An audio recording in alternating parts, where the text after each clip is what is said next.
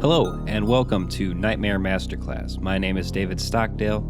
I'll be your host on this excursion into the dark unknown. In this installment, I'll be doing a short little analysis/review of a horror film that recently came out on Netflix called Cam. This little horror gem almost snuck under my radar, but I saw it on a list somewhere and the premise piqued my interest, and I have to say that I was delighted to find another excellent horror movie in 2018, which has overall been a pretty good year for horror. The film is about Alice, an up-and-coming camgirl whose identity is somehow stolen. And, well, I guess this is the point where I should say if you haven't actually watched the film, you should really do so prior to watching the rest of this video.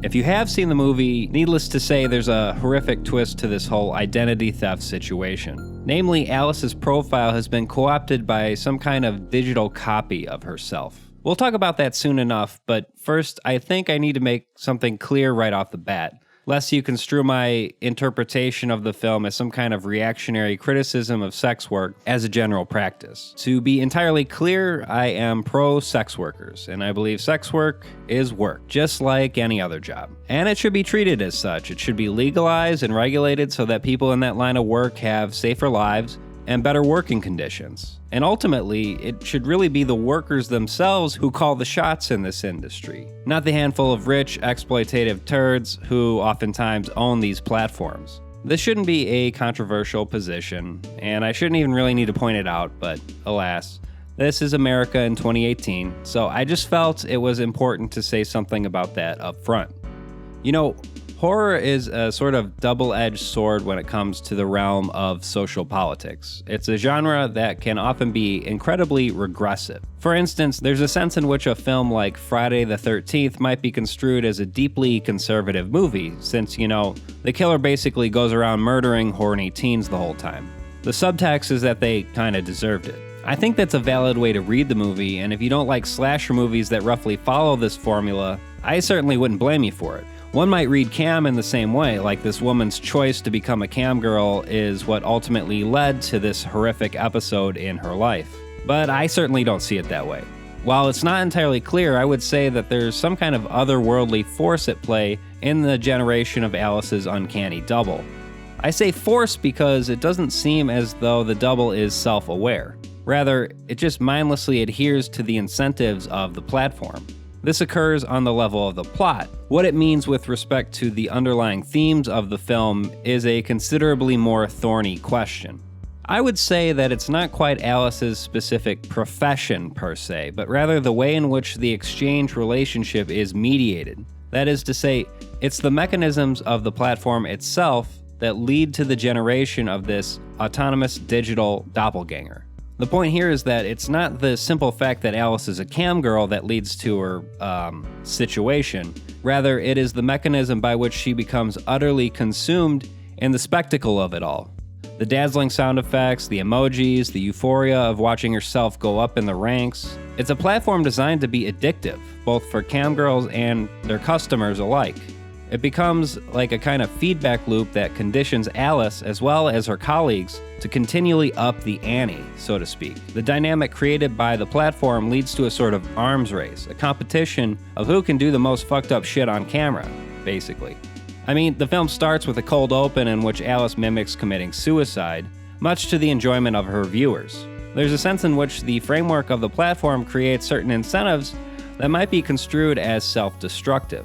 And it isn't the theatrical element of Alice's performance that I'm referring to here, although perhaps the fact that mimicking suicide is a viable way to work your way up the ranks is a foreboding indication that something is deeply wrong with this platform. The film sets up certain illusions that are thoroughly dispelled in order to drive home the basic point that relationships mediated through these platforms usually tend to contain some element of coercion or inauthenticity. We do see quite plainly that there's a troublesome dynamic between Alice and her customers, as evidenced by various interactions with two dudes in particular. I would say that these two guys represent different aspects of toxic masculinity. The pathetic, nice guy who is actually a creepy, obsessive stalker, and a big old sugar daddy who's actually an entitled and aggressive man-child. For the stalker guy, we can discern that the visage of Alice, the digital doppelganger, is, in a twisted sort of way, the version he actually prefers. This is the case even though he's cognizant that this version of Alice isn't real. For Big Papa Fuckstick here, the illusion of some kind of amicable relationship is totally shattered when he and Alice meet in person. The second that Alice exhibits some autonomy and stops fulfilling his every request, he becomes violent and basically attempts to kidnap her. In both cases, what these guys really want is the version of Alice presented to them via the platform, a compliant servant who will do anything they ask of her. I do believe that the film is exploring the intrinsic contradictions of some forms of sex work in late capitalism.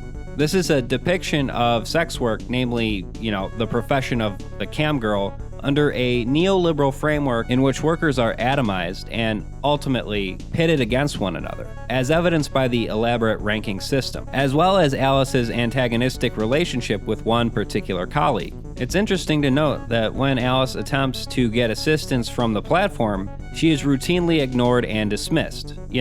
As long as this platform keeps making money, the whole thing gets perpetuated over and over again. The police aren't any help either. Due to the stigma around sex work, they dismiss her concerns. It almost seems as though all the forces of society are colluding with one another to, ruin Alice's life. And while, of course, this is exaggerated to elicit horror, the film does a good job of conveying that beyond a certain point, Alice is really just on her own.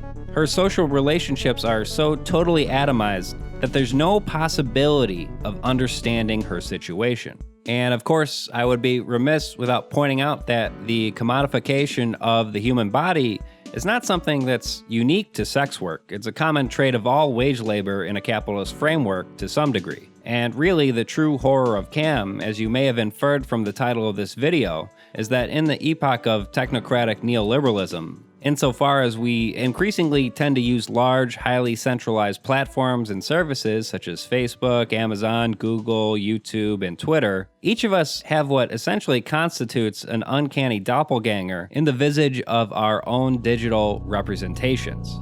Alright, that wraps it up for this short installment of Nightmare Masterclass. If you enjoy my videos and have a few bucks to spare, please consider supporting me on ko-fi.com/Nightmare Masterclass. Please know that any amount, large or small, is highly appreciated. Thank you for watching, and good night.